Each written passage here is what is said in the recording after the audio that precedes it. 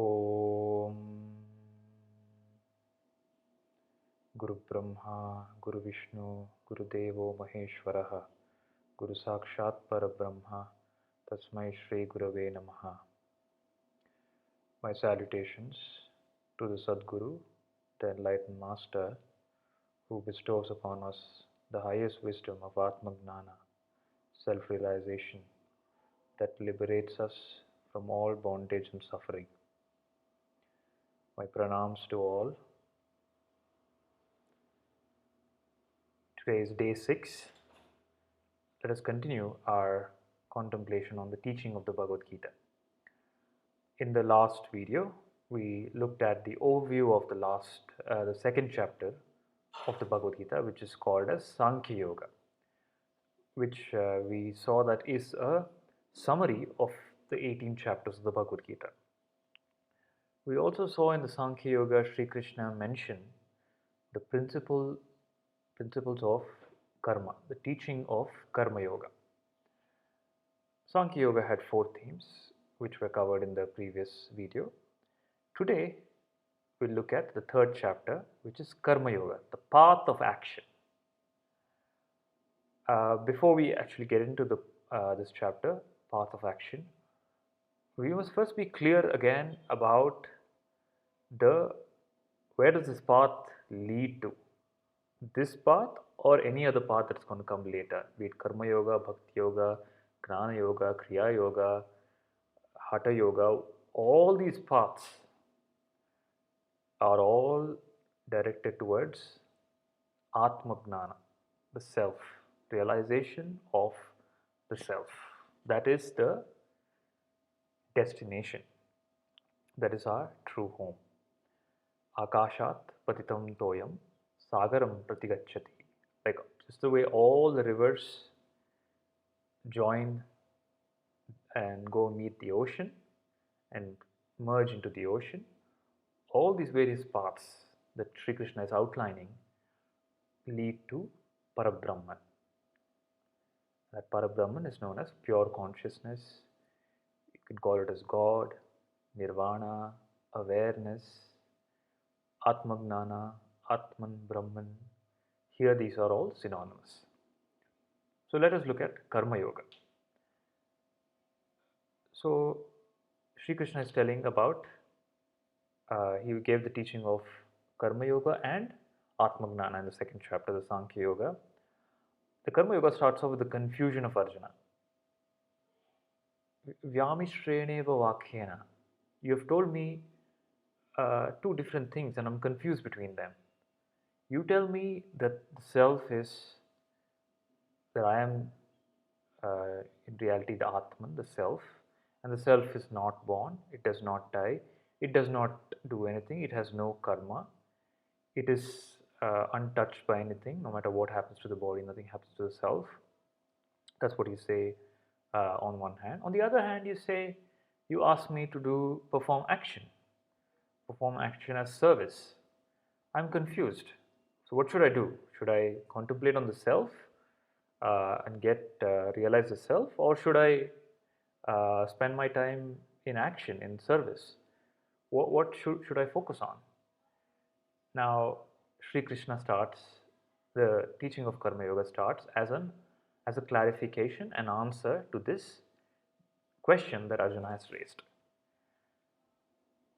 In the Adhyatma Ramayana, somebody asks Hanuman, the devotee of Sri Rama, what does Sri Rama mean to you?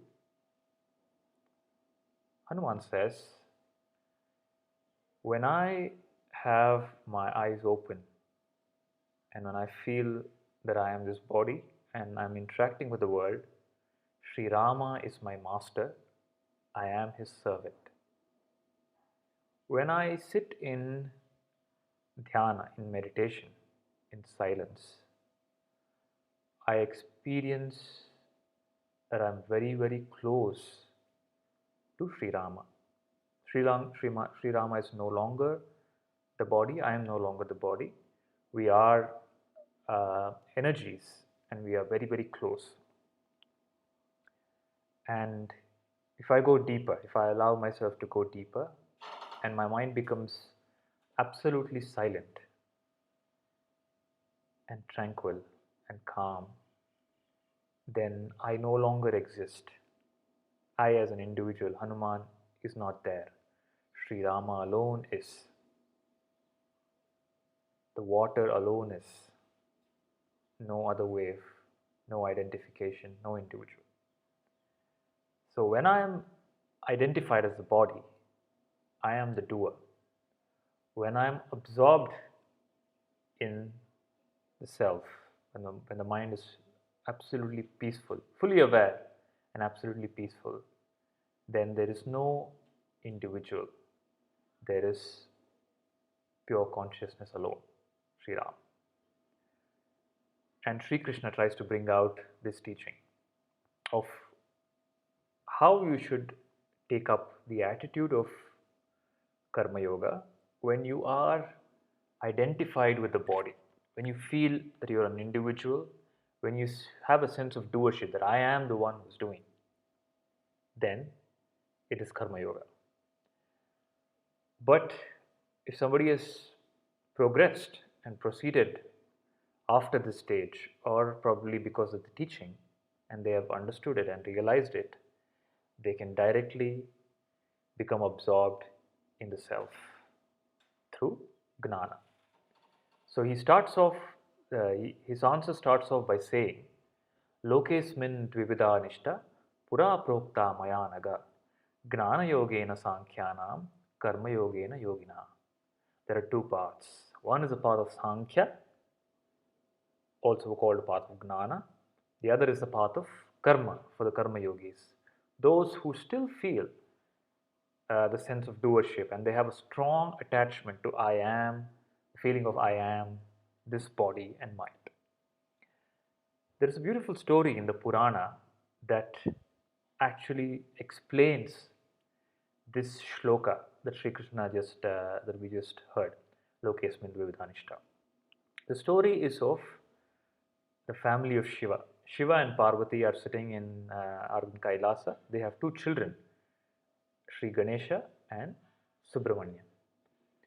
One day, Narada Maharshi brings a magical mango, and he says this is a very special fruit. Those who eat it will become free from all sufferings, and they'll become the most powerful and enlightened. So naturally, there are two children, both of them want it. But Narada has a condition that it cannot be cut. Whoever is going to have it, they can have it in its, they have to have it completely. And the two children start fighting that I want it, I want it. And then a solution is prescribed. The solution is whoever goes around the world 3 times, the fastest, they get to eat it. And the moment this is heard, Subramanya hops on his vehicle, which is a peacock. He sits on it, he flies away to go around the world 3 times. Sri Ganeshji is relaxed. He goes to his parents, Shiva and Parvati, makes them sit down and goes around them 3 times, claims the fruit, eats the fruit.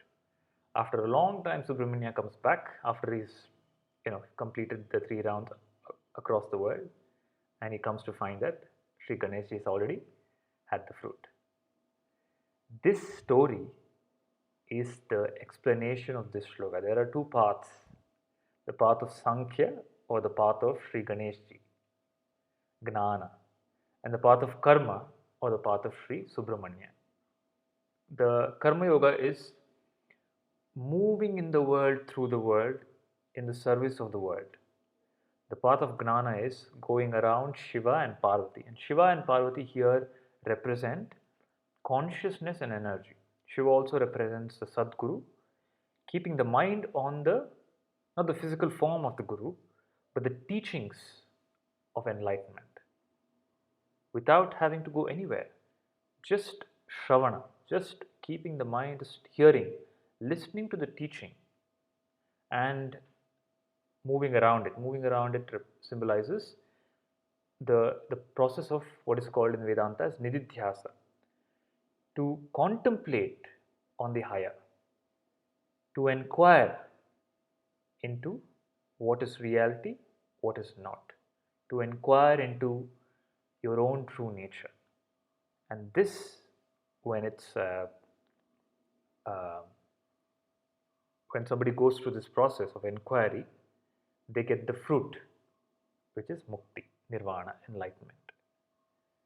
There are two paths, the path of Ganesha and the path of Subramanya, the path of Gnana and the path of Karma. The path of Karma eventually leads to this. The path of Karma leads to Gnana.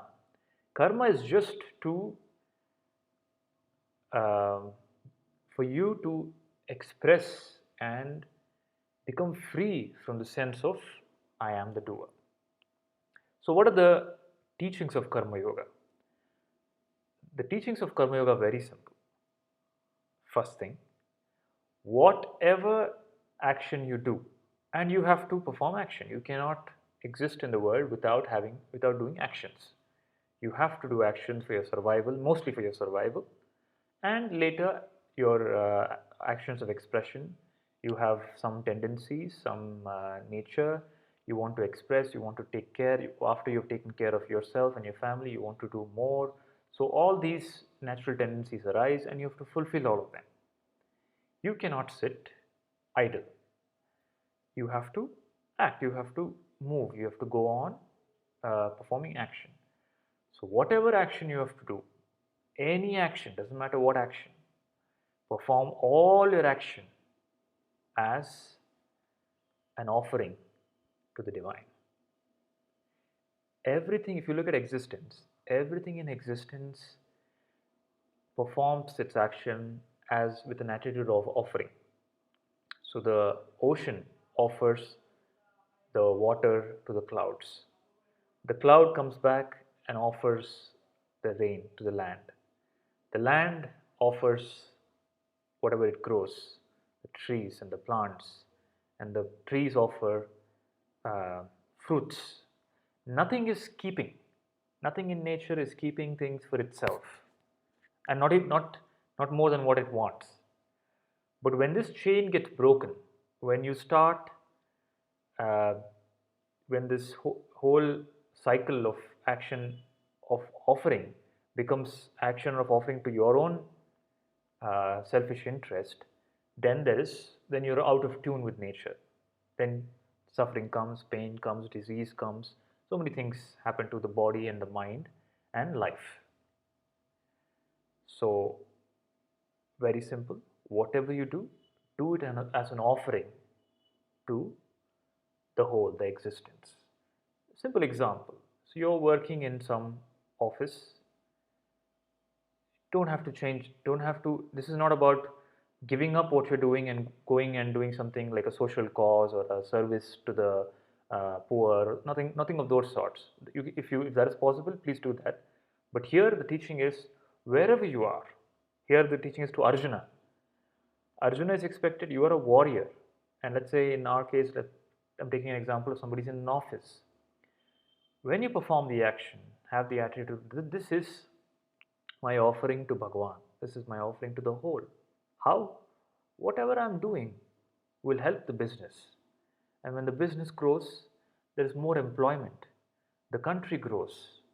So my small actions are in fact benefiting the whole. It is actually doing without you knowing. All you have to do is recognize that important aspect of what you're doing. Every action that you do has an impact on creation. So keep your mind focused on that aspect, and that purifies the mind. Whatever I am doing is an offering to the whole for the upliftment of the whole. And that is Karma Yoga. Second part of Karma Yoga is whatever you do will bring some result, good or bad. It brings some sort of a result to you. Whatever result comes, accept it with equanimity and as a gift from the universe, gift from Bhagwan. Perform your action as an offering. Whatever result comes, accept as a gift. Third thing, become detached from the result that comes, is the teaching of Karma Yoga. The fourth is to slowly realize that the one who's really doing all the action is Bhagwan himself. Everything in our life is a happening. So people claim that they have made their life. I am a self-made man. I am a self-made person. There is no such thing as self-made.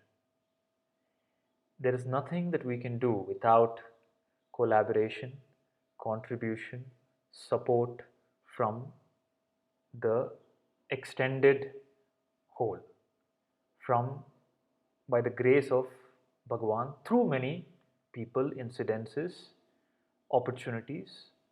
So of course we do what we do, but there is a lot of other things that have to be taken care of, which are beyond our control, which is taken care by the universe. And we realize slowly that whatever is happening in our life is happening through some intelligence, some energy, something beyond this body mind is taking care of it. And just to allow that to take over the life and allow whatever best for you to happen to you. It's like in the ocean. Again, I take the example of ocean, wave and water. Every movement of the wave, the rise and the fall and the change of the wave, is actually the action of the ocean. The action of the universe, you raising your hand, you speaking a word, you doing something, is actually the action of the universe. There is nothing that can happen without the will of Bhagwan. That's why it said, without the will of Bhagwan, not even a blade of grass can move. And Sri Krishna tells this as a shloka in the 3rd chapter. He says, Prakriteya kriyamanani gunai karmani sarvashaha ahankara vimudhatma kartaham iti manyate. Prakriti, the nature, is the real doer. It is using our body and mind like a machine, like a instrument. We are only instrumental in most of the things that are happening. And in our delusion, ahankara vimudhatma, in our feeling that I am the doer, ahamkara, feeling of I am the doer, we think that we are doing it. And we experience guilt, we experience pride, we experience so many things. But then we slowly realize, either through the teachings of life in a hard way, or by the grace of the teachings of the Guru and the scriptures, that Naham Karta, Harideva Karta, one who is really doing is the ocean, the universe, the Bhagwan. We are only instrumental. To understand this and become free from all the results, karmic results of action, is to be free from karma. And to be free from karma, to be free from the sense of I am the doer, is called mukti. Liberation from I am the one who's doing. But that is the third stage of Hanuman. That is in the state of non-duality. When there is no me, there is only the consciousness. But when you have a sense, I am the body, just the way Hanuman said, when you have the sense that I am the body, I am the servant of that consciousness, Sri Rama. I am in the service of that consciousness. When there is duality, then there is a special duality where I feel deeply connected. As you go on doing service, so many things start aligning in your life, and you start experiencing something more bigger than you. How is all this happening? How are all these people coming together? There's no way I'm doing this. Something bigger is happening. A bigger collaboration is happening. That is when you're more in tune with reality. And then finally, in a non-dual state, in a state of absorption, there is no longer an individual doing. There is the Lord who is doing through our body and mind. So this is the final theme of the Karma Yoga, where Sri Krishna uh, tells about enlightened action. He says, there is nothing, there is no requirement for me to do anything. Me, as Sri Krishna, as the enlightened one, as the awakened one, there is nothing that I have to do because there is nothing that I seek. I am free. The enlightened one has nothing that they have to do because they have attained the highest that is possible, which is nirvana. But still, there is some action happening through their body and mind. And why does this happen? It is only for Loka Kalyana, for the upliftment of the world. So Buddha, the Prince Siddhartha, attained enlightenment under the Bodhi tree. After that, there is no requirement to move. But after the enlightenment, Buddha spent the next 40 odd years in the service of mankind to bring this teaching of enlightenment to as many people as he could, to awaken as many people as he could. That the body mind of Siddhartha is now a universal instrument to teach nirvana, to bring enlightenment to as many as possible. So this is the actions of the enlightened one. So the Karma Yoga has various themes. First is the two paths. It talks about the two paths, path of Gnana, path of Karma. Why the two paths also it says? Because of various stages that people are in. Then it explains what is Karma Yoga, performing action as an offering. And this offering is called Yagna Bhava, as an offering to the divine, as an offering to the whole, as an offering to more than me, to my people, to my country, to the world, to the existence, selflessly. And the acceptance of the result. And finally, understanding the gnana and realizing that everything in the universe is happening, we are only instrumental, and becoming free from karma and karma, cycle of action and result, cycle of birth and death. And finally, the last theme, understanding the enlightened action, why and how the enlightened ones perform action. What is their what is that which is fueling this enlightened action? And in an enlightened action, there is no karmic result because there is no individual who is doing it. If Krishna killed so many people, but Krishna is free from any karma because it's not an individual who is doing it. It is not a body mind who is doing it. And it is not done for any selfish interest. There is no trace of individuality. It is a divine action. When Buddha spent his life teaching people, there is no individual doing it. There is no karma for Buddha. It is an enlightened action. It is the universe doing the action through the body and mind. So this is an overview of Karma Yoga. Loka samastha sukino bhavantu. Loka samastha sukino bhavantu. Loka samastha sukino bhavantu. Harihi Om. Shri Gurubhyo Namaha. Harihi Om.